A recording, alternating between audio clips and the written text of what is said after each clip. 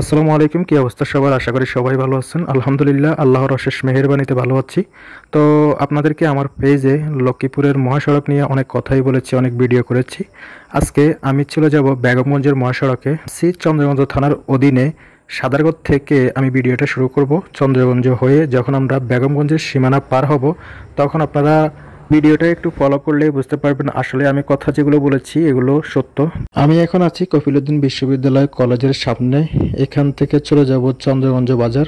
আর এই হাইওয়ে সড়কটি আপনারা অবশ্যই দেখেছেন কি পরিণতি।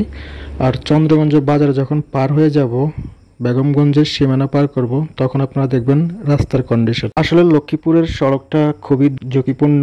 এটা প্রত্যেক বছর একই অবস্থা হয়। আমি প্রায় প্রত্যেক বছর দেখি আমাদের লক্ষ্মীপুরের মহাসড়কের এই কন্ডিশন কেন, এটা আমি বুঝতে পারতেছি না। কিছুক্ষণ পরে আপনারা দেখবেন বেগমগঞ্জ থেকে শুরু হওয়া নোয়াখালীর রাস্তাটা, এটা হচ্ছে পূর্ব বাজারের আমাদের চন্দ্রগঞ্জ সীমানা শেষ করে আমরা এখন পূর্ব বাজারের মধ্যে আছি।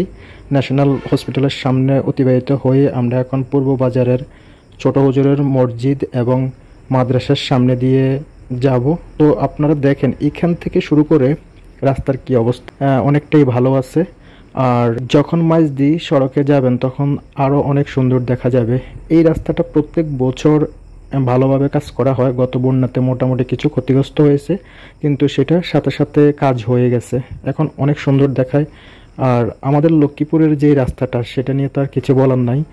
চন্দ্রগঞ্জ বাজার থেকে শুরু করে আপনি লক্ষ্মীপুর পর্যন্ত যাবেন, প্রত্যেকটা রাস্তায় একটু পর একটু গর্ত, একটুর পর একটু ইট দিয়ে সলিং করে রাখছে হাইওয়ে সড়কে।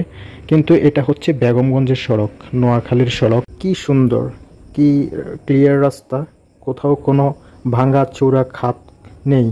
কিন্তু লক্ষ্মীপুরের এই অবস্থা কেন, আমি এটা আজও বুঝতে পারি নাই কেন লক্ষ্মীপুরের এই কন্ডিশনটা, লক্ষ্মীপুরের মহাসড়কের এই কন্ডিশন কেন।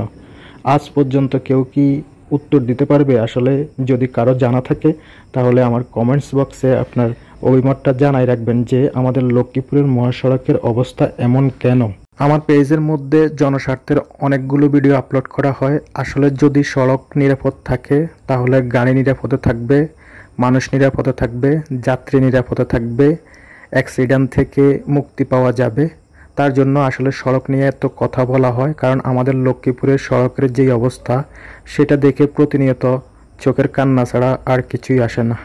ধন্যবাদ সবাইকে, ভালো থাকবেন, সুস্থ থাকবেন, আল্লাহ হাফেজ, আসসালামু আলাইকুম।